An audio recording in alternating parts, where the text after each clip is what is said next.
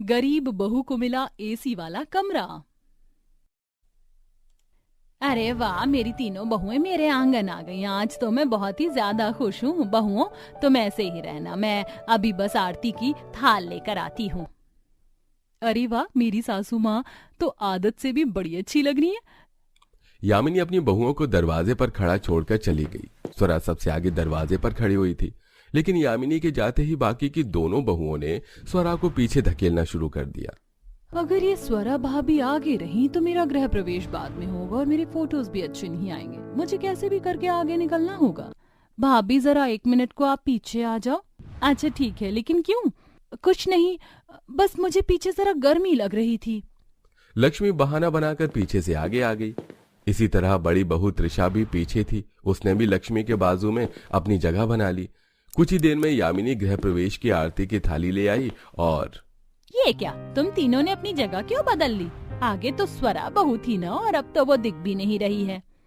माँ जी, बहुएं तो तीनों ही नई नवेली है ना, अब चाहे आगे कोई हो या पीछे, आप तो बस गृह प्रवेश करवाओ। लक्ष्मी की बात सुनकर यामिनी ने भी बात को बस आया गया सा ही कर दिया और तीनों बहुओं का उसने गृह प्रवेश करवाया।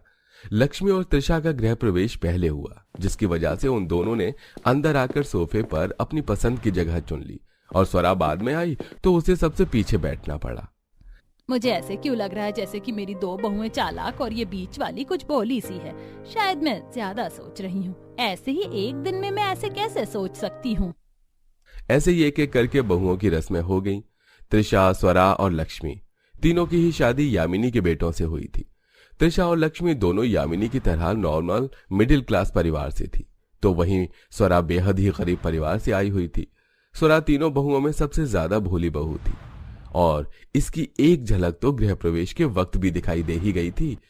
ऐसे ही देखते अगला दिन भी आ गया। तीनों बहुओं की आज पहली रसोई होने वाली थी। बहुओं, आज तुम तीनों की पहली रसोई है हमारे घराने में। जब भी नई बहू या बहुएं आती हैं तो हमारे घर का रिवाज है कि हम खीर, पूरी, सब्जी और बिरयानी बनवाते हैं। तुम तीनों भी मिलकर यही सब बना दो। खीर, पूरी, सब्जी और बिरयानी, सभी चीजें ही थका देने वाली हैं। एक काम करती हूँ, मैं तो जल्दी से कुछ आसान सा पकाने को बोल देती हूँ। ठीक है माँ जी, तो मैं पूरियां तल दूंगी और मैं सब्जी बना लूंगी। अरे नहीं बहुओं, ऐसे नहीं। तुम अगर एक एक चीज ले लोगी तो फिर स्वरा को 2 चीजें बनानी पड़ेंगी। तुम तीनों मिलकर ही सब कुछ बना लो तो हर चीज पर सभी का हाथ लग जाएगा। अरे माँ जी, आप भी ना, सिर्फ पहली रसोई ही तो करनी है। मैं सब्जी बना दूंगी बस। हाँ, और मैं पूरी बना दूंगी। तो ठीक है माँ, मैं खीर और बिरयानी बना दूंगी। स्वरा ने बिरयानी और खीर बनाने की जिम्मेदारी अपने सिर पर ले ली और तीनों बहुएं रसोई में अपनी अपनी पहली रसोई बनाने को पहुंच गईं। जहां से त्रिशा और लक्ष्मी तो पूरी और सब्जी बनाकर काफी जल्दी रसोई से निकल आई, लेकिन स्वरा को वक्त लग गया। हे भगवान, 1 बज गया। आधे घंटे बाद सभी खाना खाने आ जाएंगे और खीर बहुत गर्म है। ये तो ऐसे अच्छी भी नहीं लगेगी। आइडिया, मेरे ससुराल में तो फ्रिज है, मैं बेवजह ही परेशान हो रही हूँ। चल स्वरा, जितने लोग हैं उन सभी के हिस्से की खीर निकालकर फ्रिज में रख दे, ठंडी हो जाएगी। स्वरा ने जैसे सोचा वैसे ही किया। लगभग 1:30 बजे तक उसका सारा खाना बनकर तैयार हो गया। उसका ससुर, देवर, जेठ और पति भी खाना खाने को आ चुके थे, तो स्वरा ने ही सबके लिए खाना लगाया और खाना लग जाने के बाद त्रिशा और लक्ष्मी भी टेबल पर ही आकर खड़ी हो गई। वाह वाह भाई वाह, खीर के स्वाद का तो जवाब ही नहीं है। बहुत ही स्वादिष्ट और अच्छी बनाई है खीर बहू। शुक्रिया बाबा, आपको खाना पसंद आ गया, मतलब हमारी मेहनत वसूल हो गई। सही बोला। कितनी चालू हैं ये दोनों। खाना बनाया स्वरा ने और सारा क्रेडिट खुद भी लेकर जा रही हैं। यामिनी के उन दोनों की चालाकी की सारी भनक हो रही थी, लेकिन वो कुछ भी बोली नहीं। उसने तीनों बहुओं को बराबर का ही शगुन दिया और तीनों के बीच में कोई भेदभाव नहीं किया। ऐसे ही अब लगभग 1 हफ्ता बीत चुका था। इस 1 हफ्ते में तीनों बहुओं के असली चेहरे निकल चुके थे। ऐसे ही आज के दिन। बहुओं, आज क्या बना रही हो? माँ जी, आज तो हम भरवा करेले बना रहे हैं। भरवा करेले अच्छे हैं, लेकिन आज तो मेरा आलू और छोले की सब्जी खाने का दिल हो रहा था। आलू छोले की सब्जी? अब माँ जी आलू छोले बनाने को बोलेंगे, लेकिन घर में तो आलू है ही नहीं। ऐसा ना हो कि कहीं मुझे लाने पड़ जाए। जल्दी से कोई बहाना बना त्रिशा। माँ जी, अचानक से ही मेरी तो पीठ में बहुत ज्यादा दर्द हो रहा है। मैं कुछ देर को आराम करने जा रही हूँ। एक ही दम से कैसे इतनी तेज दर्द होने लगा। अरे हाँ आलू, मुझे भी कोई बहाना मारना चाहिए। मेरा भी सर दर्द से फटा जा रहा है। माँ जी मैं भी आराम करने जा रही हूँ। त्रिशा और लक्ष्मी दोनों ऐसे बोलकर चली गई। माँ जी आपका आलू की सब्जी खाने का दिल हो रहा है, मैं बना दूंगी, लेकिन आलू नहीं है तो मैं आलू ले आती हूँ। नहीं रहने दे बहू, मैं तो बस ये देख रही थी कि मेरी कौन सी बहू मेरी फिक्र करती है और वो मुझे पता चल गया। यामिनी की बात को सुनकर स्वरा बस चुप रही। उसको समझ नहीं आ रहा था कि आखिर हो क्या रहा। ऐसे ही एक दिन, अरे ये क्या, मैंने तो सही सब्जी बनाई थी, ये इतनी कम कैसे हो गई? अब क्या करूं? सभी खाना खाने को भी आ गए। काम करती हूँ, पहले सभी को खिलवा देती हूँ, उसके बाद देख लूंगी कि कैसे करना है। स्वरा कम सब्जी को देखकर खुद खाना खाने के लिए नहीं बैठी। सभी खाने की टेबल पर बैठे हुए थे और ऐसे में वो सभी को बिना कुछ जाहिर किए खाना खिलवाने लगी। वहीं जब लक्ष्मी और त्रिशा रसोई में गईं तो उन्हें खाली कुकर दिखा। भाभी कुकर तो खाली है, इसका मतलब जो भी खाना है बस टेबल पर है। चलो जल्दी से खाने चलें, कभी सब कुछ खत्म हो जाए। लक्ष्मी और त्रिशा दोनों को ही अपनी चिंता हुई और वो दोनों बिना घर वालों के बारे में सोचे टेबल पर आकर बैठ गईं।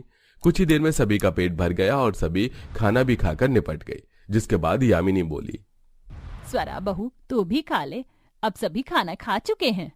नहीं नहीं माँ जी, मुझे भूख नहीं है, आप लोग खा लीजिए, मैं बस पानी पी लूंगी। क्यों, तूने ऐसा क्या खा लिया? वो माँ जी, सुबह सुबह मैंने नाश्ता देर से किया था। बहू तू कितना भी झूठ बोल ले, मैं जानती हूँ कि तू क्यों मना कर रही है खाना खाने को। सब्जी नहीं है ना, मैंने ही कुकर से सब्जी निकाली थी ये देखने को कि कौन सी बहू परिवार के लिए अपनी कुर्बानी दे सकती है। दो ने तो खाना खा लिया, लेकिन तूने पहले सबका पेट भरवाया और यही एक बहू का सबसे बड़ा गुण है। और इसीलिए मैं आज तुझे कुछ देना चाहती हूँ। मेरे कमरे की बराबर में जो स्टोर रूम है ना, जिसे आज तक मैंने स्टोर रूम कहा है, ये उसकी चाबी है। जा और जाकर उसे खोल, आज से वो तेरा कमरा होगा। यामिनी की बात सुनकर लक्ष्मी और त्रिशा के भी कान खड़े हुए और घर के सभी लोग स्वरा के पीछे गए। जैसे ही स्वरा ने दरवाजा खोला तो सामने एसी वाला कमरा था, जो बाकी सारे कमरों के मुकाबले बहुत ज्यादा अच्छा था। सभी उसे देखकर चौंक गए और त्रिशा और लक्ष्मी बोली, माँ जी इसको क्यों इतना अच्छा कमरा दे रही हो? हाँ माँ जी, आपके लिए तो हम तीनों बराबर ही होने चाहिए। मेरे लिए तुम तीनों बराबर हो, लेकिन तुम जो हो तुम्हें उसका ही तो सिला मिलेगा। मेरी सबसे काबिल बहू स्वरा है, तो मैंने उसे ये कमरा दिया और इससे ज्यादा मैं किसी को कुछ नहीं बता सकती। यामिनी ने ऐसे बोलकर बात को खत्म कर दिया, लेकिन त्रिशा और लक्ष्मी को बात इतनी जल्दी समझ आने वाली नहीं थी। यामिनी के सामने तो वो चुप रही, लेकिन जलन की वजह से आधी रात को त्रिशा और लक्ष्मी स्वरा के कमरे में घुस आई और आकर उसके एसी के तार वगैरह काटने लगी। तभी कमरे की लाइट्स जल गई और तुम दोनों यहाँ क्या कर रही हो? समझ गई, तुम दोनों यहाँ स्वरा का एसी खराब करने आई हो ना? बोलो, शर्म नहीं आई तुम्हें? यामिनी की आवाजों से स्वरा की भी आंख खुल गई और क्या हो रहा है यहाँ?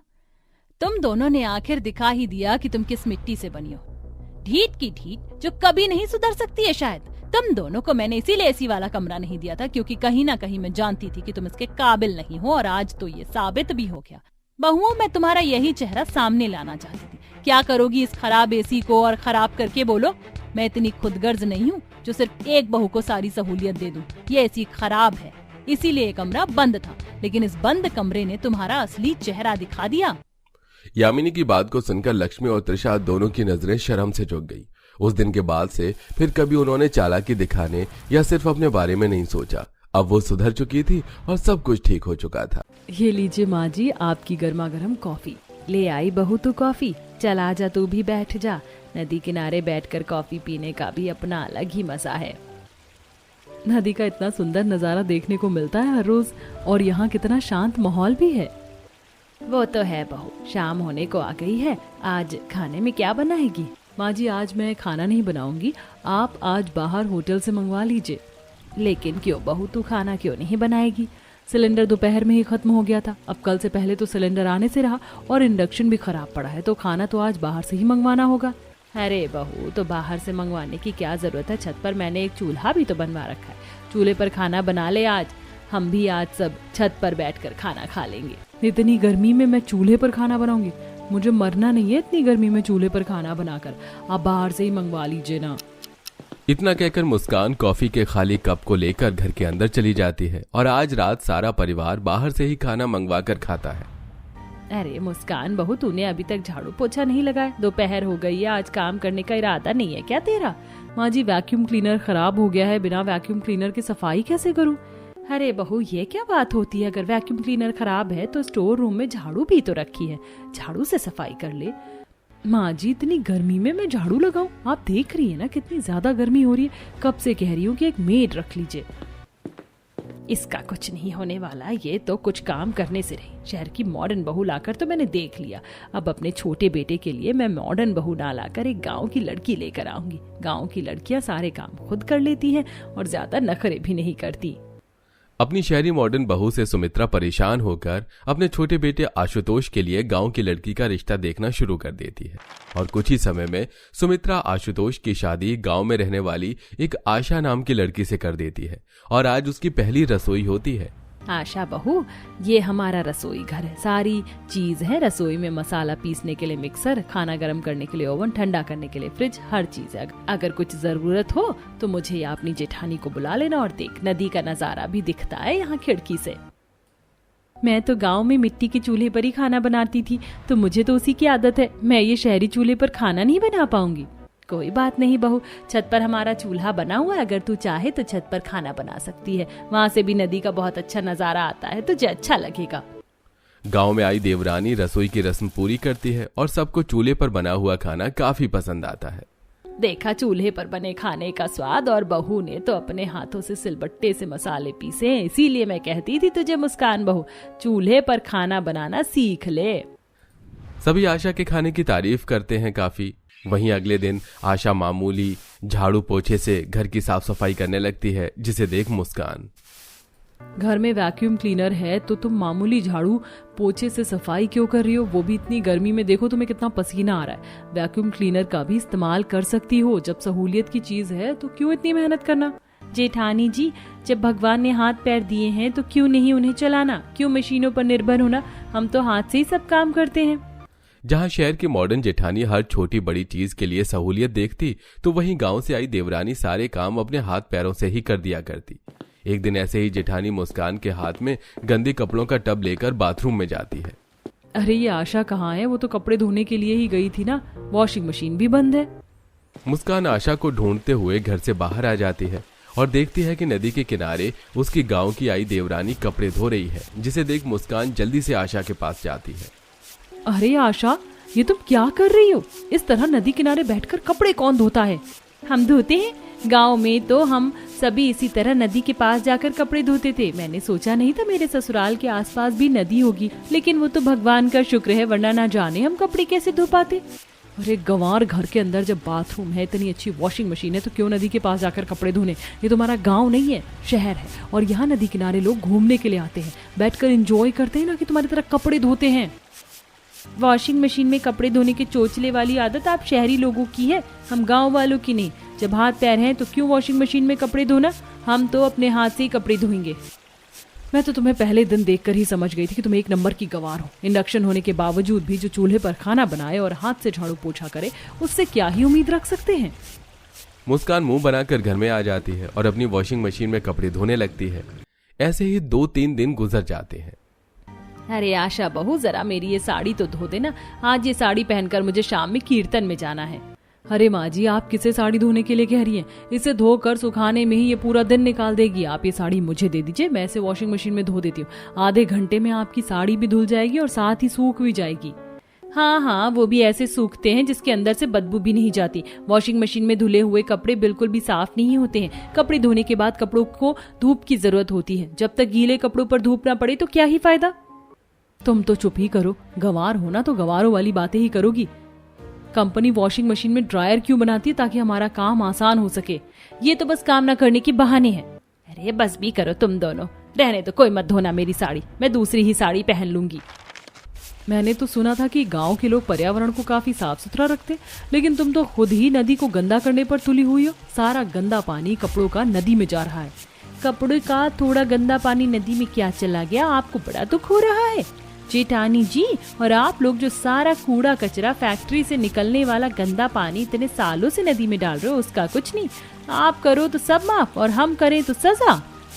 ऐसे ही 1-2 दिन गुजर जाते हैं। हर रोज की तरह मुस्कान वॉशिंग मशीन में अपने कपड़े धो रही थी कि तभी अचानक लाइट चली जाती है। लाइट को भी अभी जाना था, मेरे कपड़े भी नहीं धुले अभी ठीक से। और धो वॉशिंग मशीन में कपड़े। देखा हाथ से कपड़े धोने का फायदा। बिजली जाने की तो कोई झंझट भी नहीं, लेकिन आप क्या समझोगी, आप तो ठहरी आलसी मॉडर्न। जहां गांव से आई गवार देवरानी का नदी के पास कपड़े धोना बंद नहीं होता, तो वहीं जेठानी भी हर रोज अपनी वॉशिंग मशीन में कपड़े धोती है। मुस्कान, ये तुमने कैसे कपड़े धोए हैं? मेरी शर्ट पर सब्जी का दाग लगा था, पूरा यूं का यूं ही है। भाभी, मेरे शर्ट पर इंक गिर गई है, वो भी ठीक से साफ नहीं हुई है। वॉशिंग मशीन में कपड़े धोने की वजह से कभी कभी मुस्कान के कपड़े ठीक से साफ नहीं होते थे, तो वहीं हाथ से कपड़े धोते हुए आशा कपड़े का हर एक दाग अच्छे से निकाल देती थी। कपड़ों के दाग तो निकल गए, लेकिन कपड़े धोते धोते मेरी जान भी निकल गई। ऊपर से ढेर सारे कपड़े। मेरी जेठानी जैसी भी हैं, लेकिन कम से कम गर्मी से तो बच जाती हैं। कहीं न कहीं दोनों को ही अपने तरीके से कपड़े धोने में छोटी मोटी परेशानी आती रहती थी, लेकिन इसके बावजूद भी दोनों अपना तरीका छोड़ने को तैयार नहीं थी। आए दिन दोनों देवरानी जेठानी में भी काफी ज्यादा बहस होती थी। सावित्री अपनी दोनों बहुओं की लड़ाई से काफी ज्यादा परेशान थी। नदी के आसपास काफी सारे लोग रहा करते थे, जो अक्सर इस नदी किनारे जाया करते थे। आशा के रोज नदी में कपड़े धोने की वजह से उन्हें भी दिक्कत आती थी, और अब वो सावित्री से इस बारे में कंप्लेन करते हैं। सावित्री, अपनी बहू को समझा लो, ये उसका गांव नहीं है। अरे नदी के पास हमारे भी बच्चे खेलने के लिए जाते हैं। तुम्हारी बहू कपड़े धोकर सारी नदी को गंदी कर रही है। हम तुम्हें आखिरी बार समझा रहे हैं, वरना हम तुम्हारी कंप्लेंट कर देंगे। पड़ोसी की बात सुनकर सावित्री काफी परेशान हो जाती हैं। तुझे इतना ही नदी के पानी से कपड़े धोने का शौक है तो वहां से पानी लाकर आंगन या बाथरूम में धो लिया कर। नदी पर ही जाकर कपड़े धोने की क्या जरूरत है? माँ जी, आपके घर का बाथरूम काफी छोटा है, ऊपर से बाहर आंगन में और चिकने पत्थर लगे हैं, कहीं पैर फिसल गया तो? रहने दीजिए माँ जी, एक गंवार से आप क्या ही उम्मीद कर सकती हैं। रोज रोज नदी में कपड़े धोने की वजह से नदी की छोटी मोटी मछलियां भी आए दिन मर रही थी, तो वहीं अब आसपास के लोग भी इससे काफी परेशान हो गए थे। इसलिए अब वो आशा की कंप्लेन रिवर प्रोटेक्टर वालों से कर देते हैं। आसपास के घरों से काफी कंप्लेन आ रही है। अगर अब आप में से किसी ने भी नदी में जाकर कपड़े धोए तो आपके खिलाफ मुकदमा किया जाएगा और आपके यहाँ से घर भी खाली करना पड़ेगा। रिवर प्रोटेक्टर वाले सावित्री के पूरे परिवार को धमकी देकर चले जाते हैं। देख लिया अपनी गंवार हरकत का नतीजा। और धो जाकर नदी में कपड़े। घर में वॉशिंग मशीन है, लेकिन फिर भी महारानी को अपनी गंवार हरकत नहीं छोड़नी। आप तो चुप ही कीजिए जेठानी जी, बड़ी आई मुझे सिखाने वाली। खुद आलसी की देवी हो, मुझे मत बनाओ आलसी। इतना सब कुछ हो जाने पर भी उन दोनों देवरानी जेठानी को इस तरह लड़ता देख अब सावित्री से बर्दाश्त नहीं होता। अरे बस भी करो तुम दोनों, क्या एक दूसरे को ताना देने में लगी हुई हो। मुस्कान बहू, उसे कुछ बोलने से पहले खुद को देख। अरे छोटे मोटे कपड़े आराम से हाथ से धो सकती है, लेकिन तुझे तो हर चीज में मशीन की जरूरत है। पता है इस बार घर का बिजली का बिल 10,000 रुपए आया है। हम कोई अमीर खानदान के नहीं है, मिडिल क्लास फैमिली है हमारी। और तू आशा बहू, अगर अब तू मुझे नदी किनारे कपड़े धोते नजर आ गई ना, तो सबसे पहले तो मैं तेरी टिकट निकलवाऊंगी गांव की। दोनों कान खोलकर सुन लो मेरी बात, ये मेरी आखिरी चेतावनी है दोनों के लिए। अब तुम दोनों हाथ से घर के अंदर कपड़े धोगी।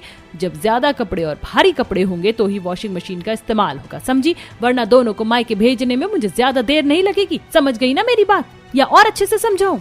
जी माँ जी। अपनी सास को पहली बार इतने गुस्से में देख दोनों ही देवरानी जेठानी डर जाती हैं, जिसके बाद अब दोनों घर के अंदर हाथ से कपड़े धोना शुरू करती हैं और अब ज्यादा कपड़े होते तो ही वॉशिंग मशीन का इस्तेमाल करती हैं।